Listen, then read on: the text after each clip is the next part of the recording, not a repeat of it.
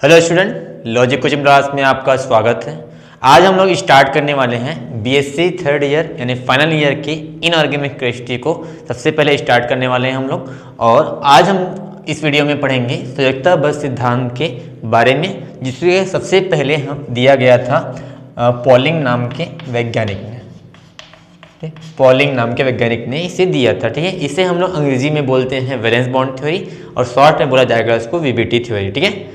हाँ, तो सबसे पहले मैं इसको आपको समझाने से पहले आपको एग्जाम्पल देना चाहता हूँ और एग्जाम्पल के थ्रू आपको बताऊंगा कि क्या वीबीटी थ्योरी क्या होती है, उसके क्या क्या मुख्य बिंदु हैं। इसके पहले आपको ये पता होना चाहिए कि इसके पहले एक वैज्ञानिक आया था वर्नर ने उत्सर्जन सिद्धांत दिया था, जिसके आधार पर उन्होंने लिगेंड के बारे में कुछ बताया था। तो मैं आपको उसको थोड़ा सा रिवाइंड कराता हूँ, ठीक है। जैसे कि वर्नर सिद्धांत के हिसाब से अगर बताया जाए, वर्नर के सिद्धांत, ठीक है।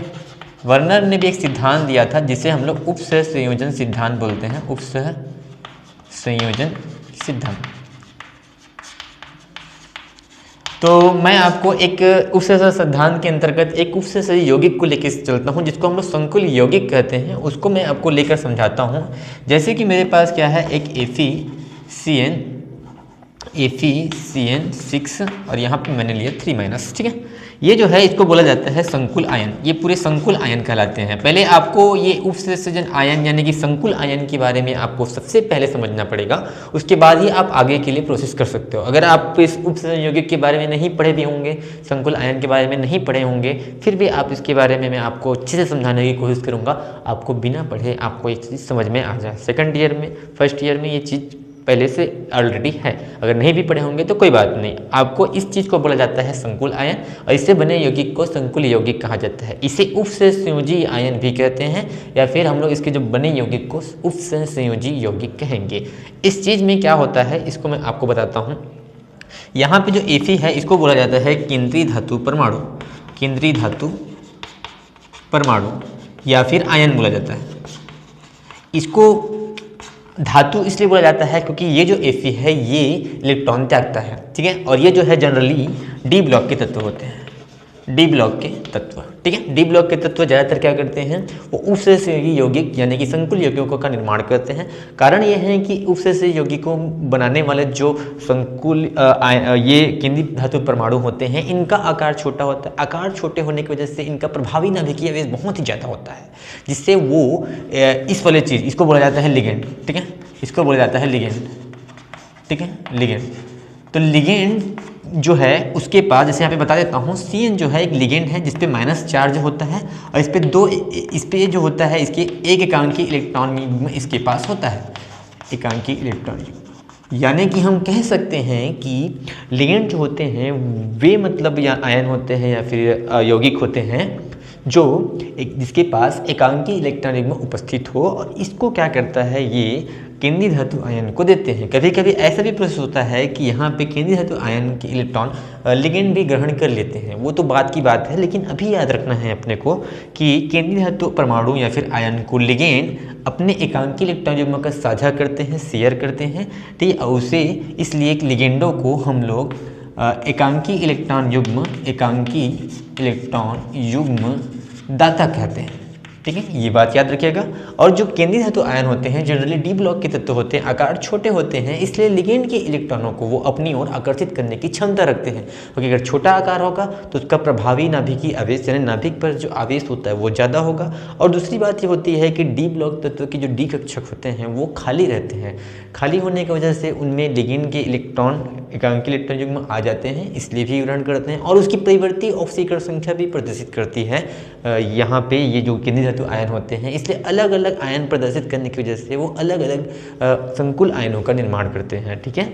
हाँ, अब मैं यहाँ पे जो चीज़ बता रहा हूँ उसको अब कंटिन्यू करता हूँ कि लिगेंड जो है वो एकांकी इलेक्ट्रॉन युग्म किसको दान करते हैं, केंद्रीय धातु परमाणु को, ठीक है।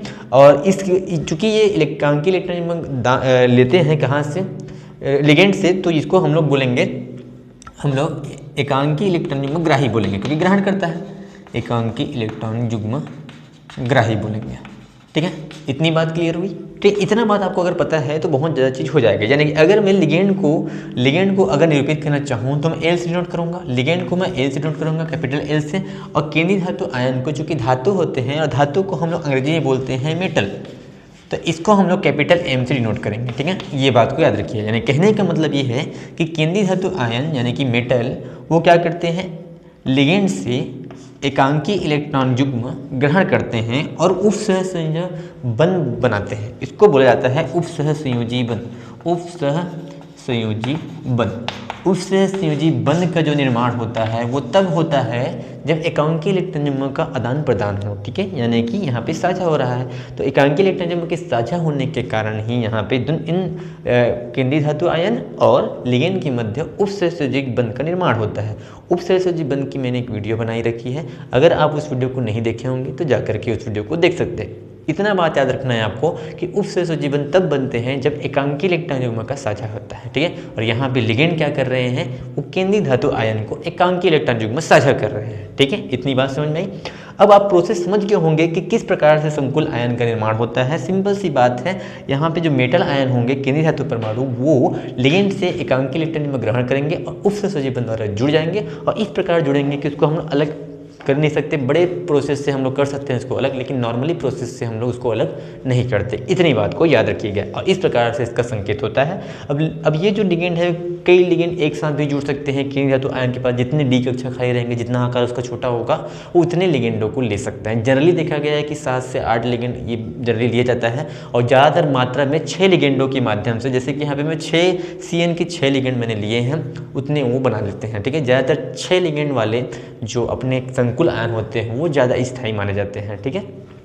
तो ये हो गए ये जो बात हो गई, ये पूरे आपकी संकुल आयन के बारे में बात हो गई।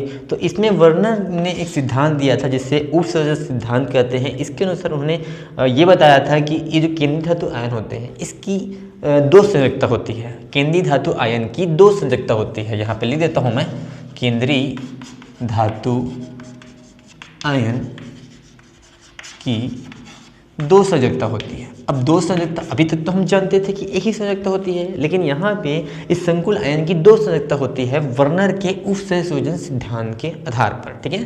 केंद्रीय धातु आयन की 2 संयोजकता होती है,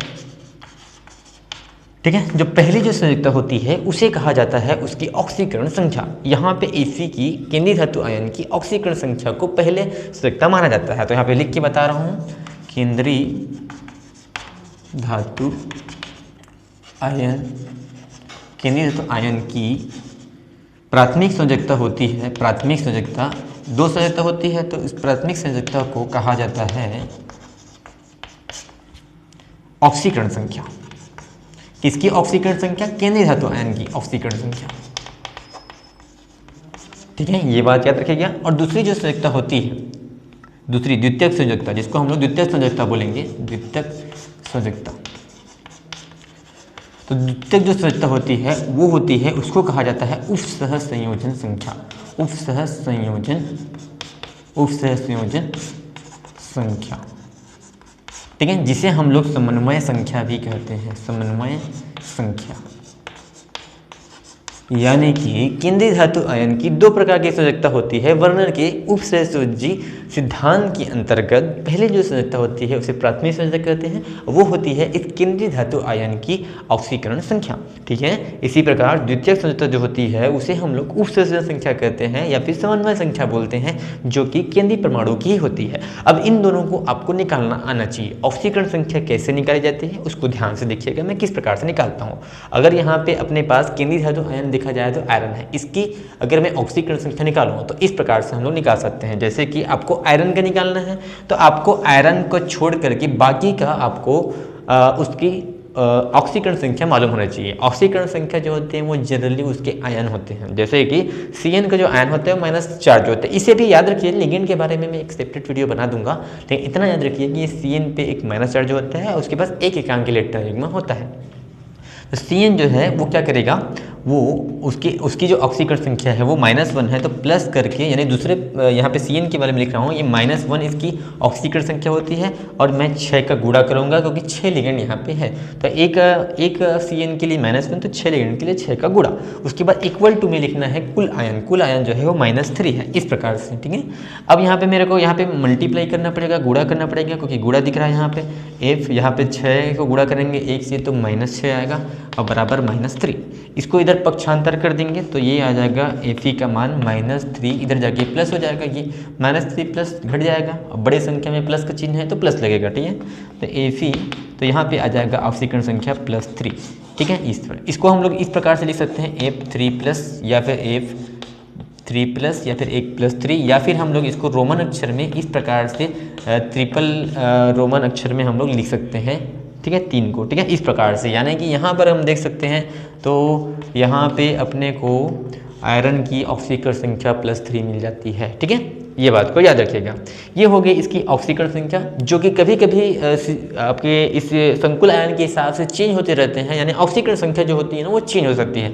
ये यानी परिवर्तनीय है, इसको बोलेंगे परिवर्तनीय, यानी कि चेंजेबल, ठीक है। यानी कि ये बात याद रखिएगा कि ऑक्सीकरण संख्या जो है वो चेंज हो सकती है, ठीक है। वो लिगेंड उसमें कितने जुड़ रहे हैं, या फिर किस प्रकार का संकुल आयन बना रहा है, कौन सा यौगिक का निर्माण कर रहा है, वो आपका जो केंद्रीय धातु आयन है, इसके आधार पर इसकी ऑक्सीकरण संख्या चेंज हो सकती है, ऑक्सीडेशन नंबर इसकी चेंज हो सकती है। अब हम लोग देखेंगे ऑक्सीडेशन संख्या कैसे निकालते हैं। निकालना कुछ नहीं है, आपको सिर्फ इतना देखना है कि ये केंद्रीय धातु आयन है वो कितने लिगेंडों के साथ एकल बंध द्वारा जुड़ा हुआ है। एकल बंध याद रखिएगा, एकल बंध। तो यहाँ पे देखा जाए तो आयरन जो है वो 6 लिगेंडों के द्वारा एकल बंध द्वारा जुड़ा होता है, इसलिए इसकी Fe की यहाँ पे मैं लिख के बता देता हूँ। इस जगह पे अगर देखा जाए तो Fe की जो उपसर्जक संख्या हो जाएगी, Fe की उपसर्जक संख्या वो हो जाएगी 6, क्योंकि 6 लिगेंडों के द्वारा जुड़ा हुआ है, ठीक है। उस बात को याद रखिएगा। उपसर्जक संख्या हम लोग ऐसे निकालते हैं कि जो केंद्रीय धातु आयन होता है वो कितने लिगेंडों के साथ जुड़ा होता है। इस प्रकार से इसके बारे में वर्नर ने अपने सिद्धांत में बताया था कि किसी संकुल आयन या फिर संकुल यौगिक या फिर उपसर्जक यौगिक में केंद्रीय धातु की ऑक्सीकरण संख्या पहली प्राथमिक संयोजकता होती है, और दूसरी जो संयोजकता होती है उसे हम लोग उसकी समन्वय संख्या या फिर उपसर्जक संख्या कहते हैं, जो कि केंद्रीय धातु परमाणु का निकाला जाता है। ये बात को याद रखिएगा, ठीक है। अब वर्नर सिद्धांत के बाद ही आपका यहाँ पे देखा जाए तो संयोजकता बंध सिद्धांत आया था। उसके पहले भी एक वैसेपर सिद्धांत भी आया था, जिसको हम लोग वैलेंस, ठीक है, valence shell electron repulsion theory भी कहते हैं, वो अलग बात है। लेकिन हम लोगों को थर्ड ईयर के हिसाब से संयोजकता बंध सिद्धांत को अच्छे से समझना पड़ेगा, इसके बाद ही हम आगे की प्रोसेस कर सकते हैं, ठीक है। तो हम लोग अब आते हैं संयोजकता बंध सिद्धांत में, और फिर पढ़ते हैं पी पॉलिंग ने क्या क्या बातें कही थी, उसको भी मैं आपको एक एग्जाम्पल के थ्रू बताने वाला हूँ, ठीक है। तो ध्यान रखिएगा, ठीक है। इसको आप नोट कर सकते हैं, मैं यहाँ पे हट जाता हूँ, ठीक है। ठीक हो गया। तो मैं आपको एग्जाम्पल लेके समझाता हूँ, इसी एग्जाम्पल को लेकर के, ठीक है।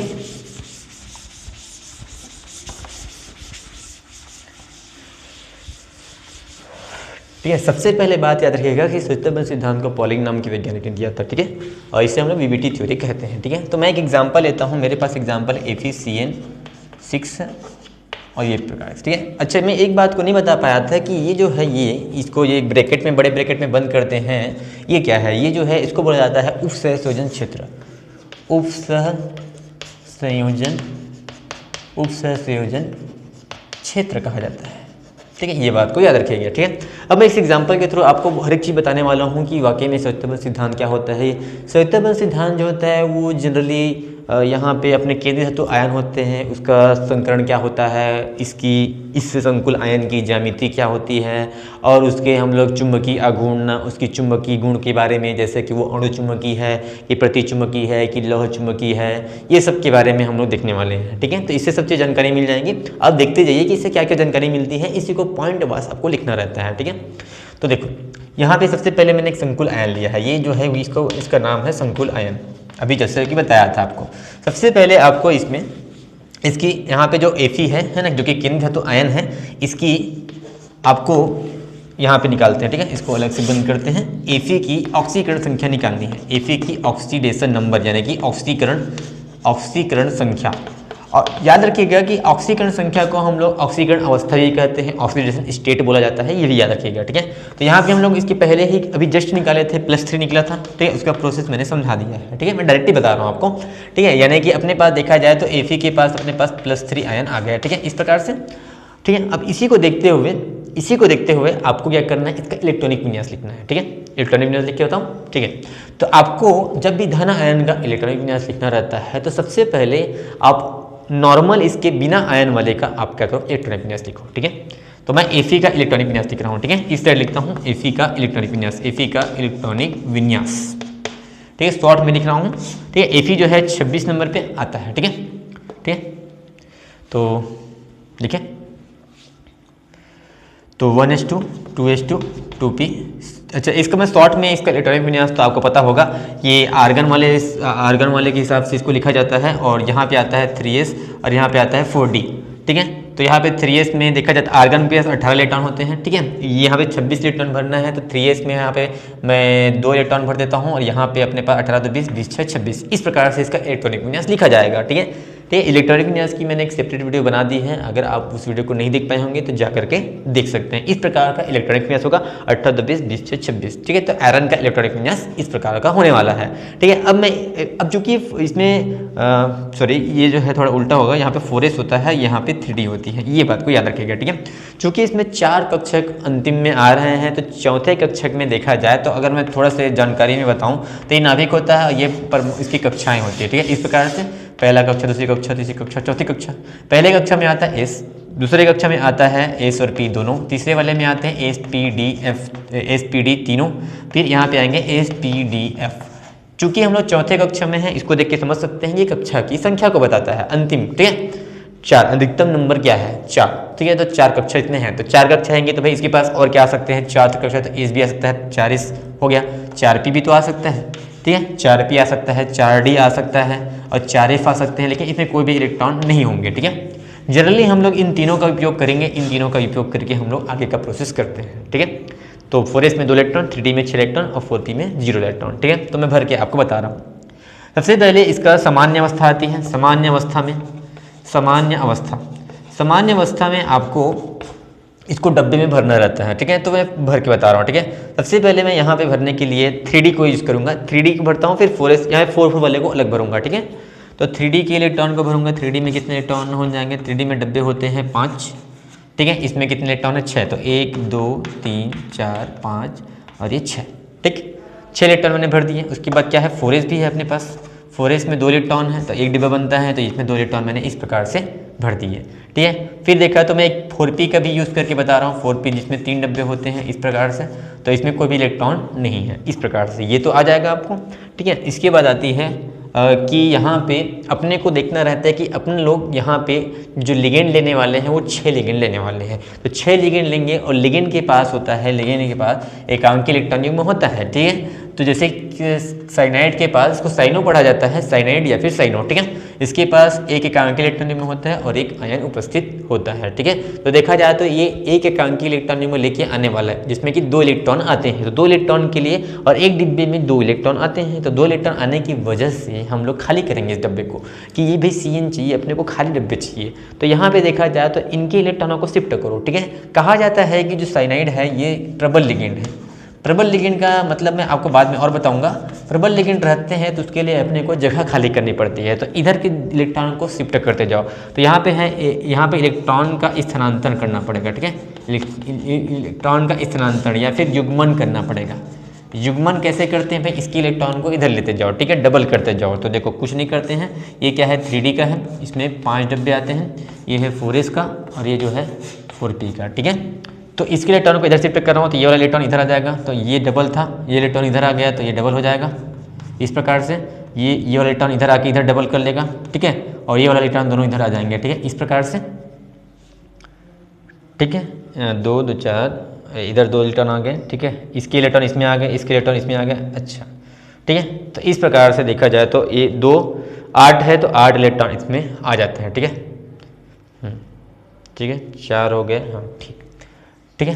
तो यहाँ पे देखा जाए तो इस प्रकार यहाँ पे हम लोग देखा कि 3D के पास एक बार देख लेते हैं कि 12 10 20, ठीक है, आयरन जो है 26 नंबर पे आता है। अच्छा एक दिक्कत हो रही है इसमें, दिक्कत ये है कि अपने को Fe में जब ऑक्सीकरण से निकाले थे, यहाँ पे 3 इलेक्ट्रॉन था ना, इस 3 इलेक्ट्रॉन के हिसाब से देखना पड़ेगा ना। Fe3+ का हम लोग निकाले ही नहीं, तो Fe3+ के लिए इलेक्ट्रॉन कितने हो जाएंगे, यहाँ पे करके बताता हूँ। Fe3+ के लिए, ये तो Fe का इलेक्ट्रॉनिक विन्यास था ना, तो 3+ ने 3 इलेक्ट्रॉन क्या कर दिए होंगे, निकाल दिए होंगे। तो 3 इलेक्ट्रॉन निकालेंगे तो अंतिम कक्ष कहाँ से निकालेंगे, यहाँ से और यहाँ से, ठीक है। तो 4s के 2 इलेक्ट्रॉन निकल जाएंगे तो 4s 0 हो जाएगा, यहाँ से 1 इलेक्ट्रॉन निकल जाएगा तो 3d 5, ठीक है। इसको भी ध्यान रखना था अपने को। तो यहाँ पे 5 इलेक्ट्रॉन भरा होता है यहाँ पे, ठीक है, और यहाँ पे इलेक्ट्रॉन नहीं होते, ठीक, इसको शिफ्ट करते तो अपने पास क्या होता है उसको देखते हैं। ठीक है, 5 इलेक्ट्रॉन थे इसमें, क्योंकि 3d5 बनेगा। ठीक है, Fe3+ के लिए इसको देख लेना। ठीक है, ठीक है, तो 5 इलेक्ट्रॉन को मैं इस प्रकार भरा था, इसको शिफ्टिंग करेंगे तो क्या होगा, इस प्रकार से इलेक्ट्रॉन इसमें डबल हो जाएंगे। 5 इलेक्ट्रॉन का शिफ्टिंग होगा तो इस प्रकार से बनने वाला है। ठीक है, तो इसने अपने पास 1 2 3 4 5 6 डिब्बा खाली हो गया, जो कि 6 साइनाइड यानी कि लिगेंड आने वाले हैं। ठीक है, तो अब क्या करेंगे, लिगेंड आ जाएंगे इसमेन 2 इलेक्ट्रॉन लेकर के, इस प्रकार से 6 यहाँ पे CN के 6 लिगेंड इस प्रकार से क्या हो जाएंगे, आ जाएंगे। ये प्रोसेस है इसका। ठीक है, CN। ठीक है, तो देखा जाए तो Fe3+ में क्या हो गया, 6 लिगेंड आ जाएंगे। और कौन कौन से यहाँ पे भाग लिए हैं, तो ये वाला और ये वाला, इतने क्या किए हैं, इस संकरण में भाग ले रहे हैं। यहाँ पे जो अतियापन हो रहा है, अतियापन मतलब मिल रहे हैं। ठीक है, यहाँ पे संकरण हो रहा है इसका। ठीक है, तो कौन कौन काम कर रहे हैं, देखो ये D है। ठीक है, ये वाला जो था वो D का था, ये वाला जो था S का था, ये P का था। तो यहाँ पे देखा जाए तो D के 2 ठो कक्षा भाग लिया है, और CN के 1 DS, और यहाँ पे P का 3, तो DsP3। तो DsP3 संकरण बन जाता है। यहाँ पे देखा जाए तो यहाँ पे 6 कक्षक है, जिसमें D2sp3 संकरित कक्षकों का निर्माण होता है। 6 संकरित कक्षकों का निर्माण होता है, जिससे हमने को D2sp3 संकरण प्राप्त होता है आयरन Fe3+ पर। ठीक है, Fe3+ पर D2sp3 संकरण प्राप्त होता है। ठीक है, तो हम लोगों ने संकरण बता दी। अब संकरण के आधार पर हम इसकी आकृति बता सकते हैं, ज्यामिति बता सकते हैं। तो इसकी जो ज्यामिति बनती है D2sp3 के हिसाब से, तो वो अष्टफलकी बनती है। ठीक है, इसको मैं और बाद में बता दूंगा। ठीक है, लेकिन इतना याद रखो कि D2sp3 संकरण के लिए जो ज्यामिति बनती है वो अष्टफलकी टाइप का बनता है। वो इस प्रकार का होता है कि आपके पास एक समतल वर्ग रहेगा इस प्रकार से। ठीक, इसमें एक लिगेंड इधर से आएगा, एक लिगेंड इधर से आएगा, एक लिगेंड इधर से आएगा, एक लिगेंड इधर से आएगा, और एक ऊपर से आएगा और एक नीचे से आएगा। ठीक है, यानी ऐसा है तो एक ऊपर से, एक नीचे से, एक साइड से, इधर साइड से, इधर साइड से, इधर साइड से। ठीक है, तो ये बात हो गई। और यहाँ पे आपके पास केंद्रीय धातु आयन कौन है भाई, यहाँ पे Fe3+ है। ठीक है, और यहाँ पे साइनाइड जो है ये एकांकी इलेक्ट्रॉन युग्म लेकर के किसके साथ, Fe3+ के साथ 6 लिगेंड के माध्यम से जुड़ जाते हैं और एक सहसंयोजी बंध बना लेते हैं। ठीक है, उप सहसंयोजी बंध बना लेते हैं, और ये बन जाएगा संकुल आयन FeCN6 3-। ठीक है, तो ये आपको इतना मिल गया। ज्यामिति पता चल गया कि ये अष्टफलकी आकृति का आपको प्राप्त होता है। अष्टफलकी, ये इसकी जो आकृति है वो अष्टफलकी आकृति है। ठीक है, इसको अंग्रेजी में बोला जाता है ऑक्टाहेड्रल। तो इसका जो शेप बनेगा वो ऑक्टाहेड्रल बनेगा। ठीक है, हाँ। अब जो बात याद रखनी है, इसके बाद ज्यामिति के बाद हम इसके चुंबकीय गुण के बारे में देखते हैं। चुंबकीय गुणों के बारे में अगर इसमें अयुग्मित इलेक्ट्रॉन पाए जाएंगे, जैसे कि आपको दिख रहा है कि अयुग्मित इलेक्ट्रॉन है, तो अगर अयुग्मित इलेक्ट्रॉन होते हैं तो वो अणु चुंबकीय होता है। ठीक है, तो यहाँ पे अपने को पता चल गया कि ये जो संकुल आयन है ये क्या है, अणु चुंबकीय गुण रखता है अयुग्मित इलेक्ट्रॉन होने के कारण। अयुग्मित इलेक्ट्रॉन होने की वजह से ये जो है अणु चुंबकीय गुण रखता है। और अयुग्मित इलेक्ट्रॉन अगर होते हैं तो वो जो आयन होते हैं, संकुल आयन, वो जो होते हैं वो रंगीन होते हैं। ये भी बात है, यानी ये जो FeCN6 है, FeCN6 3-, ये जो है रंगीन है। कैसे जाना रंगीन है करके, रंगीन का कारण जो होता है, रंग का कारण होता है, वो होता है अयुग्मित इलेक्ट्रॉन।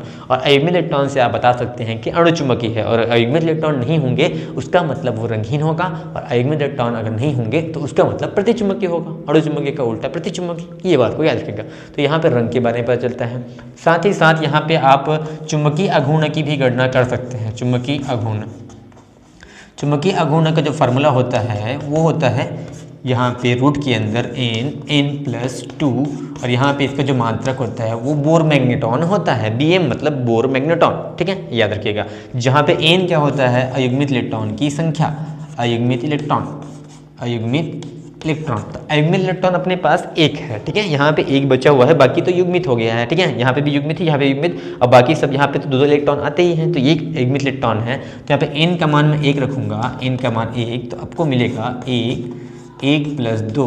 इसको सॉल्व करेंगे तो यहाँ पे 3 बनेगा, और 3 गुणा 1 यानी 3, कर्णी 3 का जो मान होता है 1.732 बोर मैग्नेटॉन। ठीक है, बोर मैग्नेटॉन। ठीक है, तो ये इसका चुंबकीय आघूर्ण यानी कि जिसको हम लोग म्यू से डिनोट करते हैं, म्यू का मान मिल जाता है। ठीक है, ये म्यू का मान है। ठीक है, तो इस प्रकार इसके चुंबकीय गुणों के बारे में भी आप बता सकते हैं कि ये अणु चुंबकीय की प्रतिचुंबकीय है, या रंगीन है कि रंगीन है, और साथ ही साथ उसके चुंबकीय आघूर्ण की गणना भी कर सकते हैं। ठीक है, तो इसकी इतने चीज़ जानने के बाद आपको क्या नॉलेज हुआ? नॉलेज इतना हुआ कि यहाँ पे सत्यापन सिद्धांत यह बताता है कि कि किसी संकुल आयन में केंद्रीय धातु आयन में कौन सा संकरण होगा, किस प्रकार से संकुल आयन का निर्माण होता है, कौन सी आकृति या फिर ज्यामिति बनाएगी, उसके चुंबकीय गुण क्या होंगे, उसके रंग का गुण क्या होगा, उसकी चुंबकीय अघूर्ण क्या होगा, ये सब चीज़ के बारे में, साथ ही साथ इसके बंद कोण के बारे में। अष्टफलकीय आकृति में जो बंद कोण बनता है वो सभी जो है 90 डिग्री का बंद कोण बनता है। तो इसके बारे में भी बताता है किसके लिए, उपसंयोजन यौगिक के लिए। यहाँ पे जो संकरण होता है उसके लिए हम लोग जगह शिफ्टिंग करते हैं। शिफ्टिंग इसलिए करते हैं क्योंकि अपने पास प्रबल लिगेंड आता है। प्रबल लिगेंड, दुर्बल लिगेंड, ये सब क्या होते हैं, ये सब चीज़ आगे हम लोग पढ़ेंगे ही। अभी याद रखिएगा ये जो साइनाइड है इसको साइनो भी पढ़ा जाता है IUPAC नाम में। इसके पास 2 युग्मित इलेक्ट्रॉन होते हैं, एकांकी इलेक्ट्रॉन युग्म होते हैं, ठीक है, जो क्या करते हैं इस केंद्रीय धातु आयन को अपने एकांकी इलेक्ट्रॉन युग्म का साझा करके संकुल आयन का निर्माण करता है, उस सूजी बंध का निर्माण करके। तो इस प्रकार से इसका प्रोसेस है, ठीक है। अगले वीडियो में हम लोग क्या करेंगे, एक और एग्जाम्पल मैं आपको बताऊंगा जिसके माध्यम से फिर आपको मैं इसी श्वेतता बंध सिद्धांत को समझाऊंगा, क्योंकि अभी भी इसके बारे में बहुत सारी बात बतानी है। इसके मुख्य बिंदुओं को मैंने बता दिया कि संकरण का पता चलता है केंद्रीय धातु आयन का, दूसरा बात पता चलता है कि उसकी ज्यामिति क्या होगी, उसकी बनावट क्या होगी, किस प्रकार से ये बनता है, साथ ही साथ उसके चुंबकीय गुणों के बारे में, उसकी रंग के बारे में, रंग कौन सा होगा, रंग होगा कि रंगीन होगा, साथ ही साथ उसके चुंबकीय अघूर्ण का भी व्यंजक उसका माप निकाल सकते हैं। तो ये होती है श्वेतता बंध सिद्धांत। तो श्वेतता बंध सिद्धांत की बहुत सारी कमियां भी है कि ये नहीं बताता कि ये चुंबक यहाँ पे प्रबल लिगेंड कौन है, दुर्बल लिगेंड कौन है, इसके बारे में तो नहीं बताता। साथ ही साथ यहाँ पे हम लोग को देखिए कि यहाँ पे युग्मन क्यों कराए, युग्मन कराना कैसे जानेंगे कि युग्मन होगा, ये सब चीज़, ठीक है। तो इसके बारे में ये सिद्धांत जो है नहीं बताता। तो हम लोग अगले वीडियो में पहले बात तो इसका एक और टॉपिक देखेंगे, इसके और एक एग्जाम्पल को कवर करेंगे, साथ ही साथ हम लोग श्वेतता बंध सिद्धांत की कमियों को भी देखने वाले हैं। कमियाँ तो समझ में आ गई होगी कि प्रबल लिगेंड, दुर्बल लिगेंड के बारे में कुछ नहीं बताता है। दुर्बल लिगेंड वाला एग्जाम्पल अगले वीडियो में लेके चलूँगा मैं, ठीक है। तो ये बात को याद रखिएगा, ठीक है। साथ ही साथ यहाँ पे हम लोग यहाँ पे युग्मन कब कराते हैं, इलेक्ट्रॉन के स्थानांतरण कब कराते हैं, ऐसा कब होता है, ये सब चीज़ हम लोग देखने वाले हैं।